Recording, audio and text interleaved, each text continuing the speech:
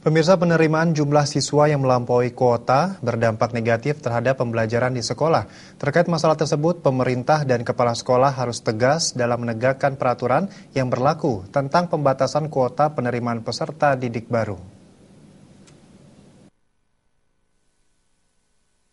Pengamat pendidikan I Gusti Bagus Artanegara berpendapat, penambahan kuota kelas dan siswa yang dilakukan pihak sekolah hingga melampaui kapasitas sekolah menurunkan kualitas pendidikan. Kelas yang diisi terlalu banyak siswa akan mempengaruhi kenyamanan siswa dalam pembelajaran. Konsekuensinya, siswa kemungkinan kurang mampu berkonsentrasi untuk menyerap pengetahuan dan keterampilan yang diajarkan selama pembelajaran secara maksimal. Sekarang kita lihat menambah kuotanya itu apa? Mungkin karena ruang belajar masih tersedia, sehingga perlu ditambah, atau mungkin juga gurunya mencukupi, kan begitu.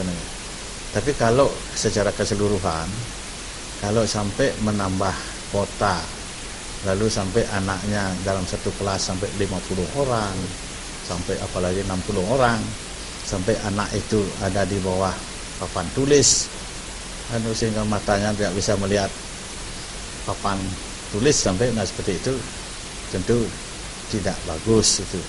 Jadi janganlah sampai seperti itu. Artanegara menambahkan, sekolah yang menambah kuota kelas dan siswa dianggap hanya mengejar keuntungan tanpa memperhatikan mutu pendidikan.